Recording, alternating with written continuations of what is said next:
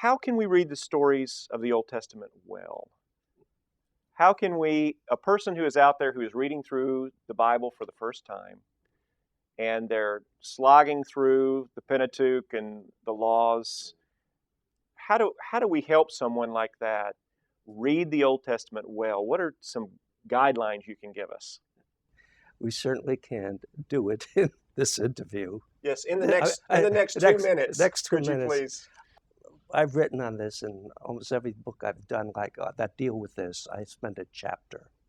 So in my Old Testament theology, I have a whole chapter on how do you do theology out of narrative. We call this narrative theology. How can you be sure this is the doctrine that's being taught? And that means one must know how to read it well. Or my Genesis commentary. Again, I took a whole chapter. And at the beginning of every section, I deal with just this issue. How do we know what's going on here?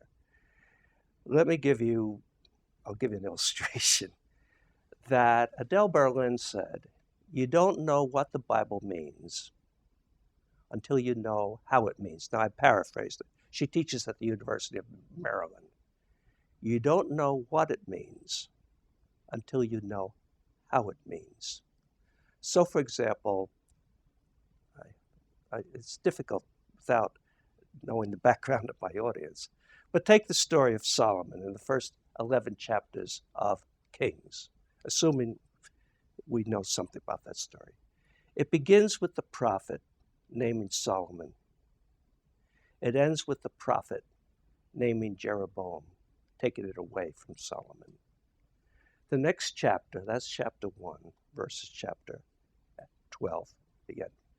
The next chapter, Solomon's kingdom is established. At the second to the end, Solomon's kingdom is disestablished. Chapter 3, you have Solomon's wisdom for good. Chapter 10, Solomon's wisdom misused for selfishness, splendor, and so forth. You get into Solomon builds the outer shell of the temple.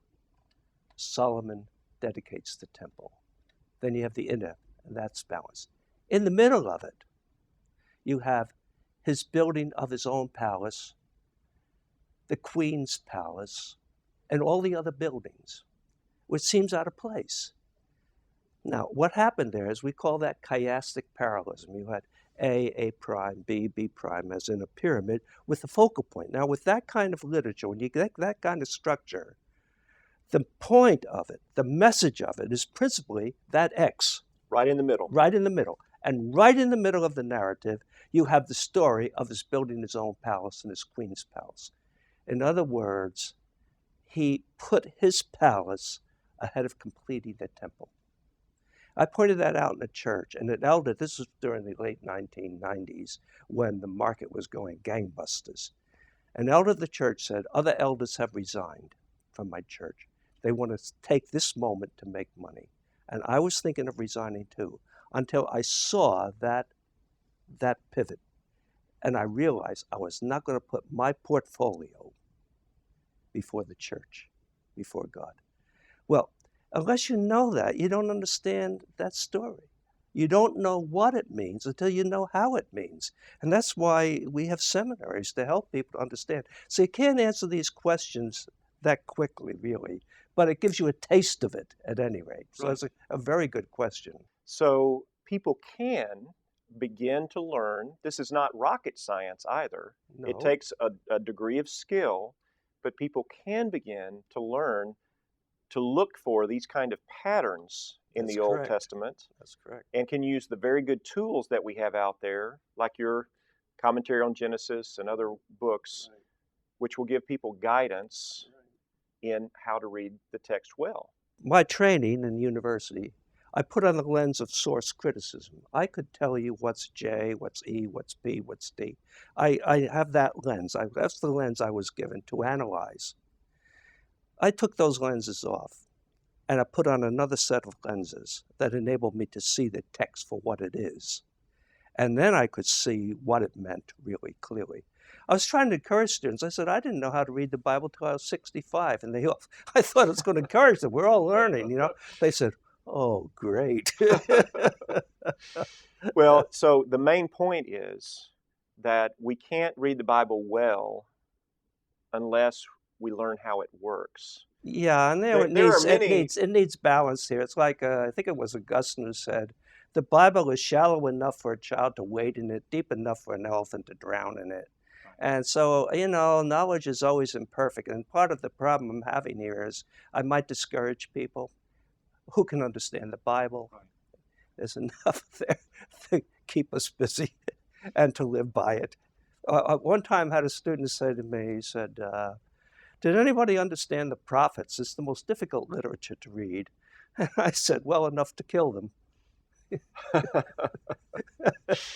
well, Got the basic point. right, right. So I don't want to discourage people, but we do want to encourage people to get into the depth and not to abuse the Bible either. Well, and what I say to my students is there are various levels of reading.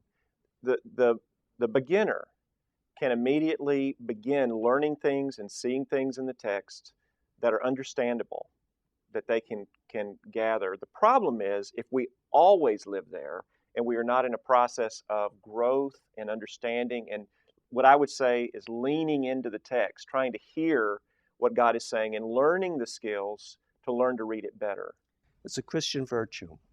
A Christian virtue is diligence, truth, development. Right. That's a Christian virtue. And apathy and laziness, indifference, those are not Christian virtues. And I think we need to be encouraged in those virtues too, to encourage people to engage their minds as well as their spiritual exercise of prayer, for example.